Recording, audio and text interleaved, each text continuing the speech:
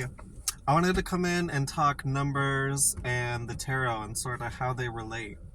So there's a certain facet of the tarot which I really love, which is the court cards, being the king, the knight, the page, and the queen, right? In my own sort of understanding, this is more creative. I like to picture the ace in there as like a sort of centering force, but that's not necessarily the case, depending on how you look at it, But either way, I think to understand the idea of five numerologically, the quartz can really help illuminate this. So one of the things, I guess, if we're just starting to try to understand what a set of five would mean, right, is we have the beginning, we have the middle, and the end, right? So there's sort of 3 points that actually correspond to the points on the just three, right? In a set of three, we have the beginning, middle, and the end, right? Now in five, we have the same thing. We have a beginning, a middle, and an end. We just have two like extra numbers, right? Filling in those spaces. So there's something in the middle part of this five that is the most grounded, the most real, sort of at its height, but also at this point of change in the middle, right? Yeah. So, yeah. So if we're going back to the idea of the quartz, one of the things I find really interesting is sort of their elemental associations. And different people have different ideas of this. Like some people view the knight, understandably, as more fiery than the king. But I kind of view the king as more fiery than the knight, and the knight being more of a sort of air, elementally, in which when the king makes a decision, right, the king has that creative control, the fire, right, the vision. The king's vision is then executed by the knight, right?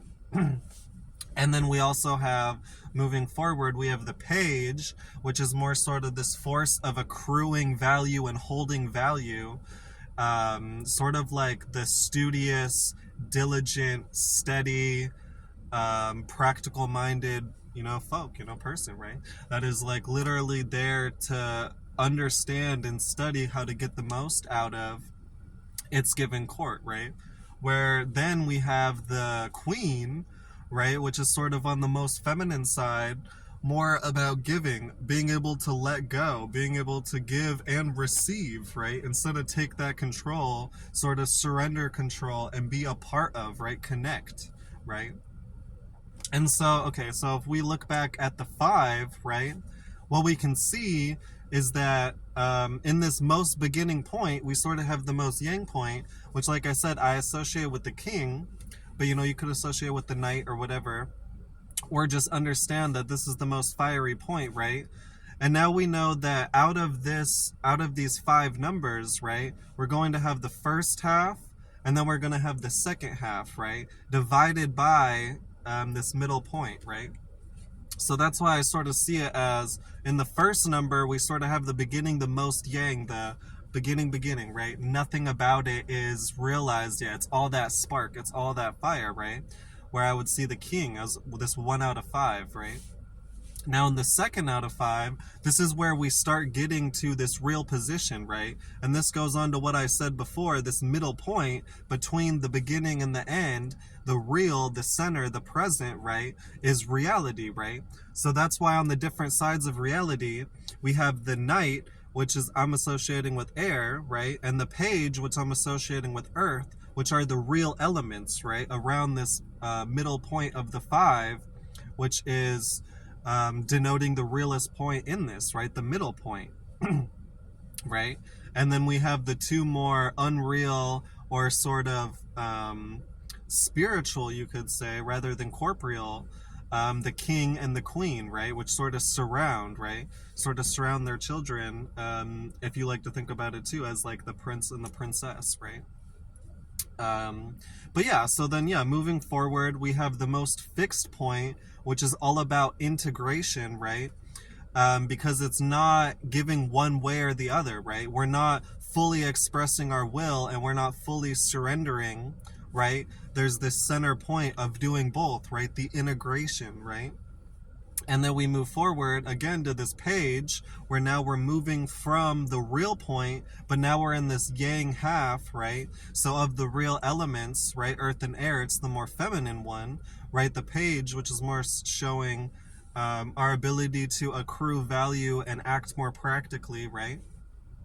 And then we finally give way and end with the queen, right? Where we sort of let go, right? Yeah. So the interesting thing about understanding this, though, about these 5, is that then we can apply it to all sorts of different systems that are divisible by 5, right?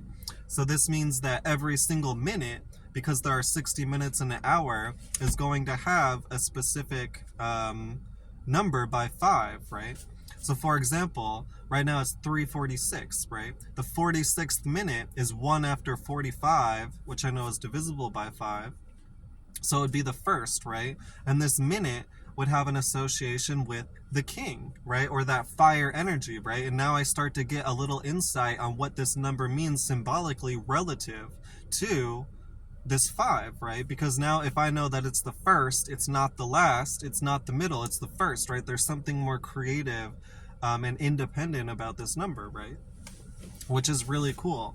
So even to go further on that, 5 times 12, right, that is going to give us 60, which is the minutes, right? So we could move a little bit further and talk about what direction we're moving in the 5, right? And then what sign that is, right? So going back to 46, I personally, going back to how I understand 3 and 4, understand 46 as cardinal water, as Cancer, right? But its remainder by 12 is actually 10. So if you want to go on a more like natural perspective of the zodiac, then it would actually be Capricorn. But either way, for me, if I'm just going on my way because it's my channel, then this would be this sort of fiery energy in Cancer, right? Sort of getting creative and a little bit maybe irritable in terms of what we desire, right? What we want, right? Sort of shifting up our needs, right? And our wants, right? That sort of fiery energy in the sign of Cancer. So a step further we could go, though, which actually merges sort of my view of the zodiac and the natural view in terms of numerology, would be to forget about it being by 12, right, and do it by 6. So now we get a sign axis, right? We get a we don't get a full element, but we get a polarity and we get a modality, right? 6, 3 modality times 2 polarity, right? Which would give us a signal axis. Like yin fixed is Taurus and Scorpio, right? Or yang cardinal is Libra and Aries, right? So going back to that 46th minute, right? This would be the cardinal yin, right? But we also know that now we have 6 times 10, right? And we only got these 5